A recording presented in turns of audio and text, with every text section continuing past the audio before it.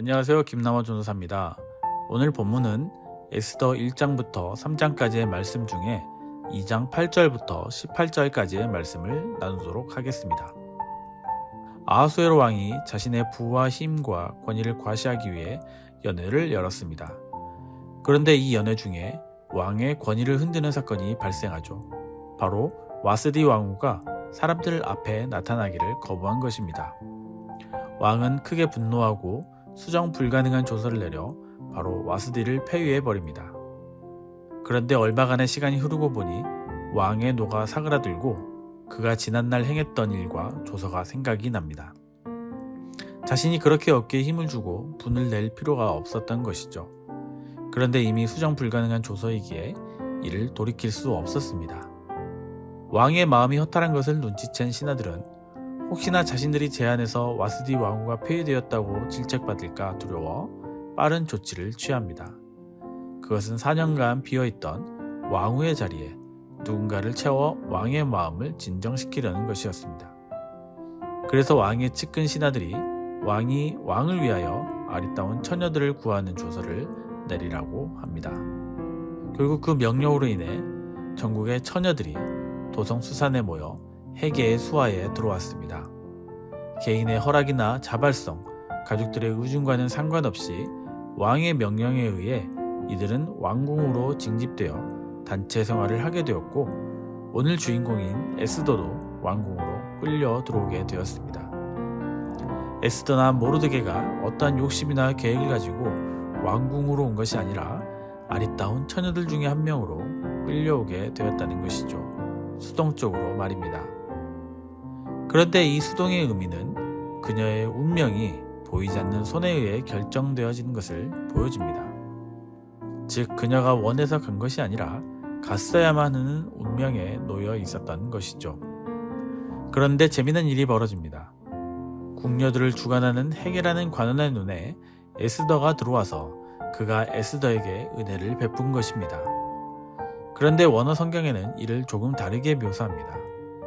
그리고 그녀가 그의 눈에 그 여자를 좋게 하였다. 우리말 성경에는 헤게가 이 처녀를 좋게 보았다라고 했지만 좀 더 구체적으로 말하자면 에스더가 헤게로 하여금 그녀 자신을 더 좋게 보이게 했다는 것이죠. 영어 성경 대부분은 이렇게 번역합니다. 처녀가 그를 기쁘게 하여 그의 호의를, 즉 은혜를 얻었다라고 말이죠. 무엇이 헤게를 기쁘게 했을까요?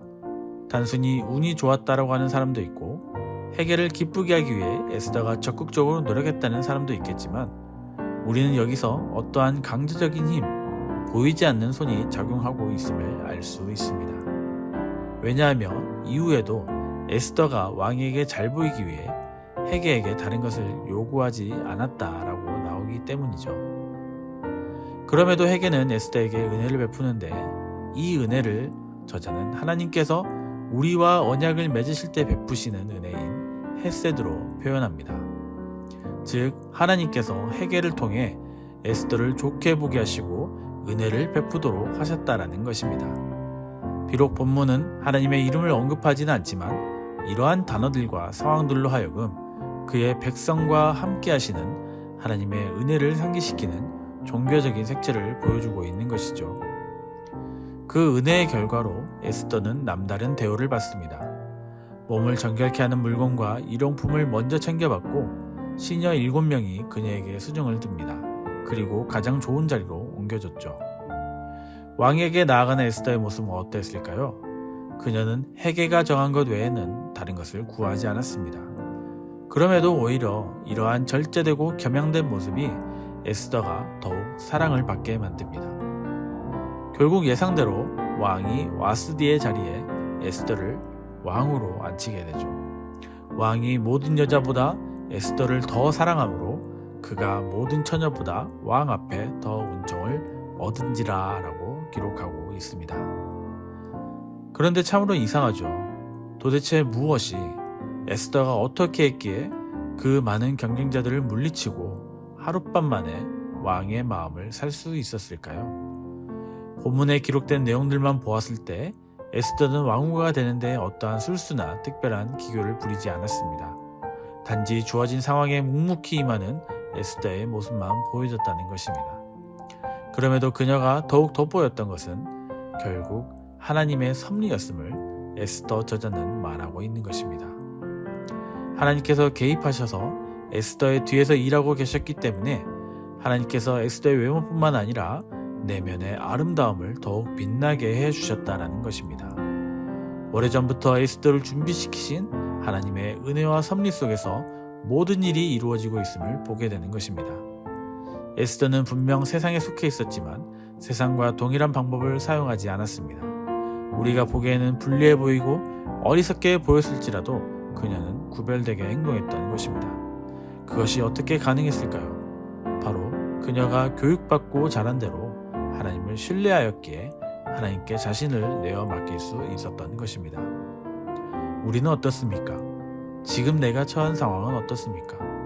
사랑하는 성도 여러분, 오늘 말씀을 통해 우리는 한 가지를 깨닫게 됩니다. 바로 보이지 않는 곳에서 역사하시는 하나님의 손길을 신뢰해야 한다는 것입니다. 에스더의 입장에서 보면 왕궁으로 들어가게 된 것이 무엇을 의미하는지 알기 힘들었을 것입니다. 그녀에게는 선택권이 없었습니다. 그저 주어진 대로 따라야 했습니다. 그러나 에스더가 왕궁에 가게 된 데에는 너무나 큰 역할이 그녀를 기다리고 있었습니다. 우리의 삶 속에서도 보면 도무지 이것이 하나님의 뜻인지 알기가 힘들 때가 있습니다. 어떻게 설명이 안 될 때도 있습니다. 그럼에도 그럴 때일수록 계속적으로 하나님을 신뢰하면서 위에서 언급한 대로 옳은 판단을 하도록 노력하며 최선을 다하면서 하나님의 뜻을 기다려야 할 것입니다. 섣불리 판단하지도 말고 쉽게 포기하지도 말아야 할 것입니다. 하나님에 대한 믿음을 잃지 않고 계속 그분을 의지하면서 오늘 하루를 살아내야 합니다. 이것이 가장 중요합니다. 오늘 하루도 이 한 주도 그분의 판단과 계획에 우리 자신을 맡기고 신뢰하며 살아가는 우리 성도님들 되시기를 소망합니다. 기도하겠습니다. 우리에게 은혜를 베푸시는 헤세드의 하나님을 찬양합니다. 세상을 창조하셨을 뿐만 아니라 하나님의 의지로 우리 가운데 함께 하셔서 세상을 통치하고 계심을 믿습니다. 오늘 주신 말씀을 기억하며 하나님의 은혜 가운데 거함을 깨닫고 하나님을 믿고 따라가는 우리 되게 하여 주시옵소서. 세상 앞에서 당당하게 서고 세상과 구별되게 행하는 하나님의 사람으로 우리를 세워 주시옵소서. 예수님의 이름으로 기도드립니다. 아멘.